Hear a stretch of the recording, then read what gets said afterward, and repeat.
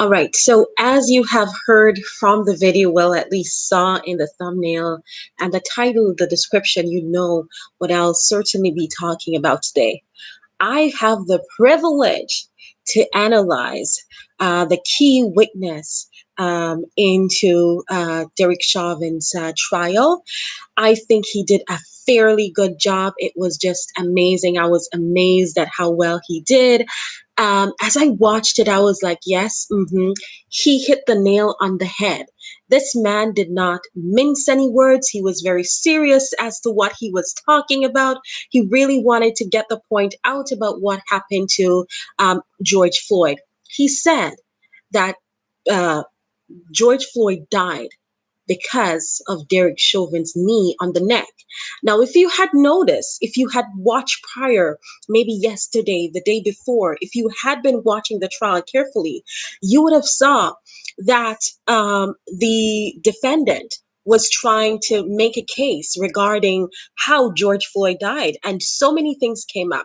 He was talking about, oh, it's the fact that it was, he had health conditions like heart disease and so on. It was said that, okay, maybe it was the drug that was found in his car, fentanyl, and I don't remember what the other one was, but he was saying that that was the cause of George Floyd's death and not the knee on that Derek Chauvin placed on George Floyd's neck and back. Also, if you had seen something that I was really nervous about, he took a picture side by side of Derek Chauvin.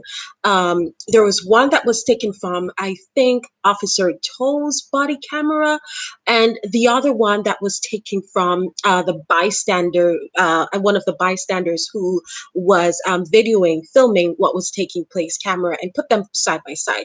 Now, it was very interesting to see because from the bystander's point of view, or what was on her camera, the 16-year-old's camera, who took the video, it was shown that it was in fact on the knee, and his knee was on the neck, and you could see it. However, in the camera, or from the body cam of Officer Tao, you could see that it kind of seemed to be towards the back, especially after the MT arrived and they were about to put George Floyd up into the ambulance. But today, something miraculous happened, something amazing happened. They called an expert witness, not just anyone, but an expert witness, a pulmonary doctor, who came and just debunked everything that the other side was arguing about. He said that even if you take a healthy person and you put them on the ground in a prone position, handcuffed behind their back, and with the knee on the neck, and he didn't care whether the knee was on the neck or on the back. He said it doesn't matter if the person was healthy or unhealthy. If you put them in a prone position for an extended period of time, that would significantly reduce the oxygen levels. He said that it doesn't matter if Derek Chauvin's knee was on the neck or the back of George Floyd, that he still could have easily killed him, because what he was doing was suppressing his breathing with the hard concrete. So that was just amazing and he didn't mince words. It was the way in which he did it. He said, he was very sure. He sounded very, very certain. And I felt like this was the last nail in the coffin for Derek Chauvin. I believe that he's going to go down. And in my mind, as I was watching it, I was like, whoa, this is good. That this is pure gold. Like, I don't think that the prosecutor could have ever asked for a better witness, a better testimony that was to the point. When the first medical doctor, and I think he was a really young doctor, he just started, I think, last year when George Floyd died. I think it was about a month, or if not the same month. And he wasn't really giving me the kind of answers that I was expecting. He didn't seem certain or sure, and he didn't really have the kind of credibility that this person has today. So I was a little bit, iffy about that. But today, I'm very certain that, Derek Chauvin is going to go down. There is no questions about that. And, in my mind, as I was watching, I was like, okay, what is the defense side, what are they going to come up with, what are the questions. And really, I couldn't think of any question in my mind that could have changed the narrative. And after the break, and that was very crucial because I believe that it ended in fine style. It ended just before the jurors took their break. And a lot of news entities, they said exactly what I was thinking, that listen, these jurors are going to go on break now at a crucial time when this man just testified, an expert witness, a doctor practicing for over 40 years, having his testimony that it was Derek Chauvin's knee on the neck. These jurors are going to be eating lunch, and they're going to be sitting down, and they are going to be talking with each other. And this is what they're going to talk about. Remember that the witness team, they hadn't come yet to share their side of the story. It was just the prosecution, their questioning. So that was a very crucial moment. And I was like, whoa, I don't see how what could be done, or how the other side would do. And I thought in my head, I was like, okay, if I were defending Derek Chauvin, would I go up? Would I be questioning this witness right now because he is so good? And I don't think that there's anything you could do to debunk that. And I said to myself, no, because I couldn't think about any rational question that I would do. But, I must say that congratulations to Derek Chauvin. He got a very good lawyer. I don't think he deserved, although I really do believe in the right to due process. But George Floyd didn't get the right to due process at all. So, I'm kind of mad that he got such a good lawyer, but he did. And I must say that I don't remember what the lawyer's name was, but all I know is that this lawyer is so good. He came up and he found something to ask the expert witness, and he did ask.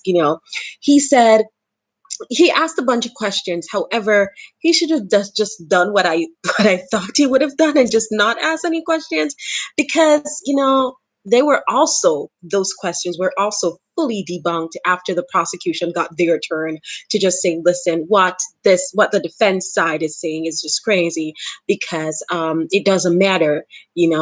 Derek Chauvin had the knee on George Floyd's neck. And the questions that they were asking, one of them was in relation to the fact that medicine keeps changing and keeps evolving. He studied 40 plus years ago, and things are changing every second. And but what I really like, what the prosecution side, what they did was to say, listen, Derek Chauvin had the knee on the neck of George Floyd for over 9 minutes. Did he move? Did he change? You keep talking about medicine change. Did that change? I think that was really good, because what this man, I think his name was Nelson. Yes, I got it. Matthew, is it Matthew Nelson? But his last name is Nelson. But Nelson was actually trying to deflect. When you stop talking about the knee on the neck, then you create some kind of doubt. But no, the prosecution side is saying, like, no, listen, the knee on the neck is what matters most in this situation. We have this doctor saying that even if he were healthy, even if he had ingested drug, this was what killed him. And I think that was amazing. I don't see how Derek Chauvin will get away with this. I know that there are going to be more witnesses to come and to testify. I believe that there's also going to be a pathologist. I'm very interested and very excited to see, what he's going to come with regarding that. But I don't see a way if he can get away with this. And if you think so, you can always write to me and let me know what you think about that. He's a police officer at the end of the day, and I still have this little doubt in the back of my mind. I don't want to get myself too hyped up. I don't want to get myself too overly invested in a guilty verdict, because I don't want to be disappointed. I know that there's so much at stake here. I know that this is literally America's whole system on trial right now, and it's not just Derek Chauvin who's on trial. And I'm watching, and everyone around the world is watching to see, because this is going to send a significant message to the world. This is the what I heard someone said it, and I think that it was put so beautifully. I couldn't have said it better myself. This trial is going to tell you what a Black life is worth. Mind you, I'm not an American. don't understand, the kind of racial discrimination that Americans go through, because it just isn't in my country. I don't know what, police brutality towards or bias towards a black person really is. I'm still trying to wrap my head around it. But, George Floyd's case really, helped me to really understand what is going on and open my mind and my eyes to things that are really going on beyond the borders of where I live. At one point, I remembered, I can't forget, you know, how I used to say that I think that, Black Americans use the race card, so often. And I don't think that, people are really racist, because I really couldn't imagine how a person could look at another person and say, I hate you because you're Black. You know what I mean? I just did not have that concept, and I couldn't really wrap my head around it.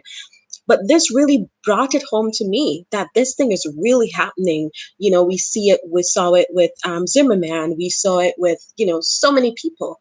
And we're seeing it now with George Floyd. And I'm hoping that it's going to be a guilty verdict. Guys, I cannot, every time I see Derek Chauvin's just face on the camera, I'm just like poking him through my computer.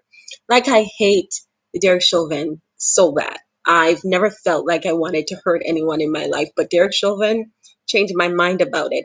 I'm trying to be cool and calm, but really I'm not. But I'm just trying to watch it to see what will come from it. And if you have any comment, please let me know. And thank you to the one person who was online with me through this. And I'll be posting another video, perhaps at the end of the week into next week. But I will be following this, and I'll be sharing my thoughts. And you're welcome to share your thoughts with me as well. Good day.